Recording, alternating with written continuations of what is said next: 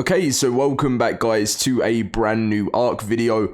Today we're going to be talking about the Scorched Earth release, which is meant to be coming to the game at the end of this month or the start of next month, which is April 1st.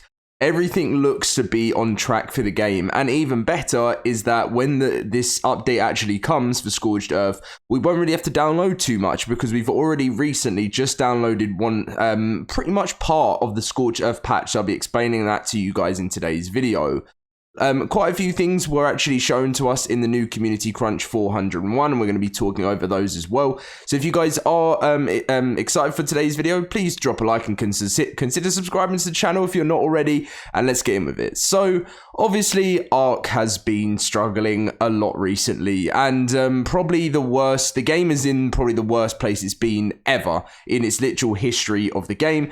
I went to go and see how ARK Survival Ascended was doing on the Steam charts at the moment, and I saw that it was in 94th place in the top 100 charts.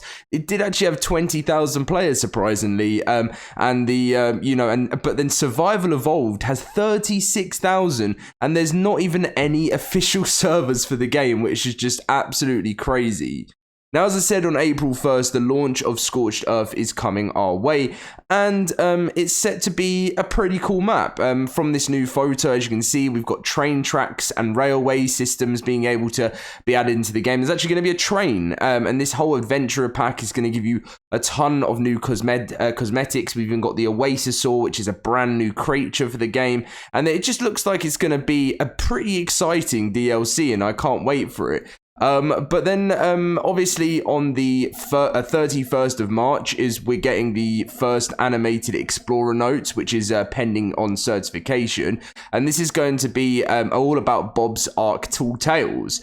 Now, recently people have been saying is if these Explorer notes are coming on the 31st, could we see Scorched Earth coming a day earlier? Now, I think they'll probably stick to their normal date, but if Scorched Earth does come on the 31st as well, that would be absolutely amazing. But I did go and check my I did go and check the calendar, and March 31st is a Sunday. And I find it very, very strange that they would do a Sunday the 31st release, and they say pending certification, so I don't know if I can see this coming on that day. I mean, they've never ever released a patch. I don't think I've ever known any company to release a patch on a Sunday unless it's like urgent, so I can't I reckon they've probably misplaced this date, but April 1st is a Monday, so hopefully there's no April Fools there, and Scorch is still planned to come on that day, so that'd be a great way to start off the day. I really hope that for the release of the game, it's gonna be a really good day. Let's hope we start to see that player base grind up a bit. I think we'll probably see it rise to about 50k players. It'd be nice to see if it's a little bit more than that. You have to remember they've only ever had a peak on ARK Survival Ascended of 93,000, which is absolutely nothing compared to the old game, which had 240,000 players. So if you don't know what was going on with the recent update, which is there was some more patch notes, by the way, and sorry for the noise in the background. My washing machine, when it goes through this it goes through these, I was about to say new update, but it goes through these stages where it just suddenly goes crazy for a second, so it sounds very, very loud in the background, so apologies for that. But anyway, so fix for female pose when looking down, so it's no longer so extreme. Fix for female left arm deformation, fix for female chest clipping into multiple guns, improved mosh pit for the female emote facial animation, fix for female Krampus costume right skin hand deformation, fix for a crash that can occur with out of date mods. I know this was one of the biggest things that's been happening for people and crashing their game constantly. Fixing exploit, server memory stability improvements, and increased mod storage limit from 10 gigabytes to 20 gigabytes.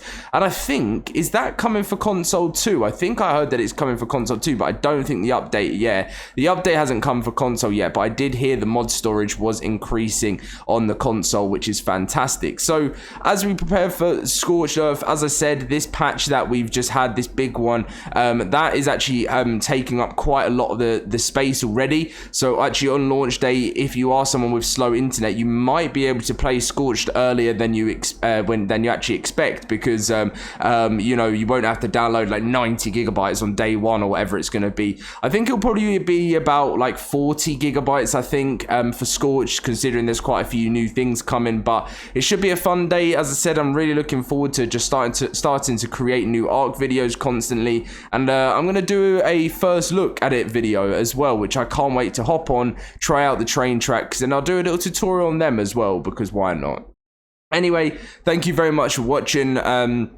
Please leave a like, subscribe, come and join us in the new Discord, and hopefully we're going to start seeing some positivity in the ARK community. Catch you guys in a bit. I also wanted to add in the most recent update, which is going to be coming to console very soon.